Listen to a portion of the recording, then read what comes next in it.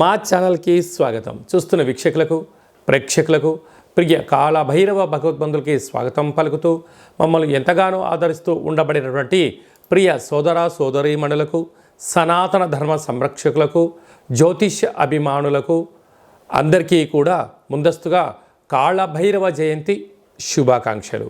అలాగనే మనకు డిసెంబర్ 1వ తారీఖున కార్తీక మాసం ఆదివారం అమావాస్య సందర్భంగా అందరికీ ఆ అమ్మవారు, ఆ కాళభైరవుడు, ఆ జగన్మాత నిండు నూరేళ్ల ఆయురారోగ్యాలను ప్రసాదించాలని మనసారా కోరుకుంటూ, ఈ వీడియో మీరు చూస్తున్నారు అన్నట్లయితే మీకు ప్రత్యక్షంగా కానీ పరోక్షంగా కానీ కాళభైరవ స్వామికి ఆశీస్సులు మీ మీద ఉన్నట్లే అని చెప్పి గమనించాలి. ఈ వీడియోను చివరిదాకా చూసి మనసారా కాళభైరవ స్వామికి దండం పెట్టుకున్నట్లయితే మీరు అనుకుంటున్నటువంటి అన్ని పనులలో విజయం మీ సొంతం, అష్టకష్టాలన్నీ తొలగిపోయి అష్టైశ్వర్య ప్రాప్తి కలుగుతుందని చెప్పి కూడా ఆశీర్వచనం.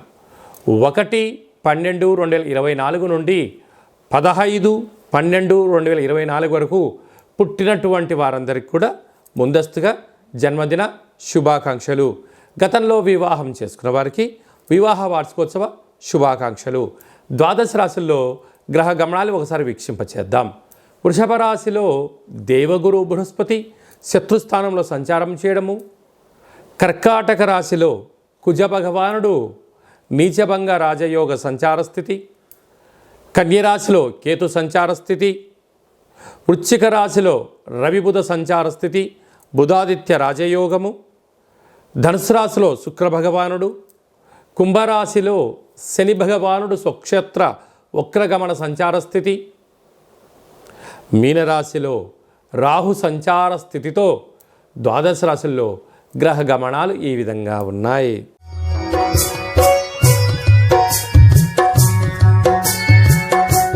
కన్యరాశి వారు ఈ ఆదివారం అమావాస్య సందర్భంగా, కాళభైరవ జయంతి సందర్భంగా, ఆంగ్ల సంవత్సర చివరి మాస సందర్భంగా ఎలాంటి విధులను పాటించాలి, కష్టాలను ఎలా దూరం చేసుకోవాలి, ఐశ్వర్యంగా స్వాగతం ఎలా పలకాలో ఈ వీడియోలో సవివరంగా సంపూర్ణంగా తెలుసుకుందాం.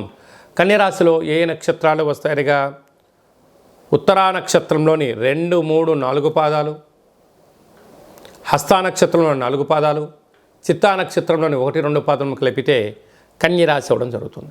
చాలామందికి పుట్టినటువంటి కాల సమయంలో డేటా బర్తులు లేనటువంటి కారణం వలన పేరు యొక్క మొదటి అక్షరాన్ని అనుసరిస్తూ ఆ రాశిని తెలుసుకునే ప్రయత్నం చేద్దాం. టో, పా, పి, పు, షా, అణ, ఠ, పే, పో అక్షరాల వారందరూ కూడా కన్యరాశి జాతకులే. కన్యరాశి యొక్క అధిపతి బుధ భగవానుడు. రాశిలోనే కేతు సంచారం చేయడము, తృతీయంలో బుధాదిత్య రాజయోగం, రవి బుధుడు కలిసి ఉండడం, అర్ధాష్టమ శుక్రుడు కారణం వలన మీరు వీలైనంత వరకు ఓపిక, పట్టుదల, సహనం, తల్లిదండ్రులతో, మిత్రులతో, ప్రభుత్వపు అధికారులతో, పై అధికారులతో, సహ ఉద్యోగస్తులతో వీలైనంత వరకు మర్యాదపూర్వకంగా చర్చించడము యోగదాయకం. లేకపోతే అనేక రకాల ఇబ్బందులు వాళ్ళే కలగ చేసి మీ పైన నింద వేసే పరిస్థితి అధికంగా ఉంటుంది. తస్మాత్ జాగ్రత్త. అర్ధాశ్రమ శుక్రుడు అవ్వడం వలన ఫోన్లు, లావాదేవీలు, ఓటీపీలు, ల్యాప్టాప్లు, కెమెరాలు, మెయిల్స్, మెసేజ్లు దొంగలించబడే పరిస్థితి అధికంగా ఉంటుంది. కనుక ఇలాంటి కాల సమయంలో అప్రమత్తత చాలా అవసరం అని చెప్పి గుర్తుపెట్టుకోవాలి. 6వ స్థానంలో శని భగవానుడు స్వక్షేత్రం అవడం వలన రుణ సమస్యలు, రోగ సమస్యలు, శత్రు సమస్యలు, సీజనల్గా ఇది చలికాలం అవ్వడం వలన సీజనల్గా వచ్చే వ్యాధులు అంటే బ్రెయిన్ స్ట్రోక్ లాంటివి కానీ, నరాల బలహీనత వచ్చే అవకాశాలు ఉన్నాయి. కనుక గోరువెచ్చని ఆహారం, గోరువెచ్చని నీరు, చలిలో మంచులో తిరగకపోవడం ఉత్తమోత్తంగా భావించగలిగి. సప్తమంలో రాహు. మీ అవసరం ఉంటే జనాలు మీ పాదాల దగ్గర ఉంటారు. వాళ్ళ అవసరం తీరిపోయిందిరా అంటే మీరు 100 సార్లు ఫోన్ చేసినా పట్టించుకునే పరిస్థితి లేదు. కనుక ఎవరు మనవారు, ఎవరు పరాయి వారు అని ఆలోచించుకోవడం మీ వ్యక్తిగతం అని చెప్పి గమనించాలి. భాగ్యస్థానంలో గురువు. భార్య పైన భర్త, భర్త పైన భార్య, ప్రేమానురాగాలు అవసరం అని చెప్పి గుర్తుపెట్టుకోగలగాలి. పోతే లాభస్థానంలో కుజుడు. స్థిరాస్తులు, చరాస్తులు కొనుగోలు చేయాలని మీ కోరిక నెరవేరబోతుంది. కాకపోతే డాక్యుమెంట్లు సక్రమంగా ఉన్నాయా లేదా, వీటికి లోన్ ఎంత వస్తుంది, మీ యొక్క సివిల్ స్కోర్ ఎంత ఉంటుంది ఆలోచించడం వ్యక్తిగతం.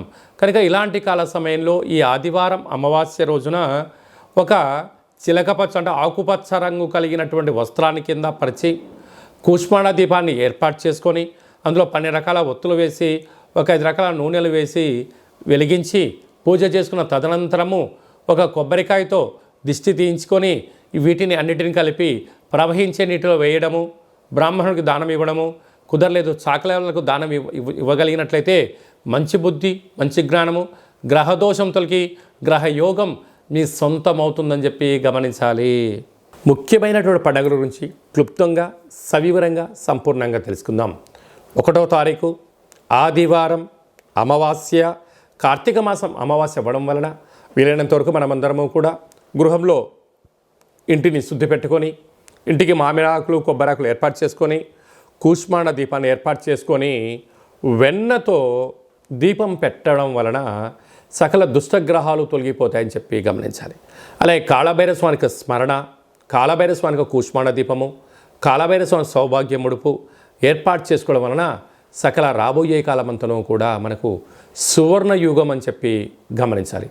ఆదివారం అమావాస్య రావడం సందర్భంగా తెల్ల జిల్లేడు యొక్క వృక్షాన్ని పై కొమ్మలు తీసేసి వేర్లు తీసుకొని వచ్చి సింధూరం తీసి పూజ చేసుకొని ఇంట్లో పెట్టుకున్నట్లయితే మనకు రాబోయేటువంటి 7 తరాల వారికి అద్భుత రాజయోగం మన సొంతం అవుతుందని చెప్పి గమనించాలి.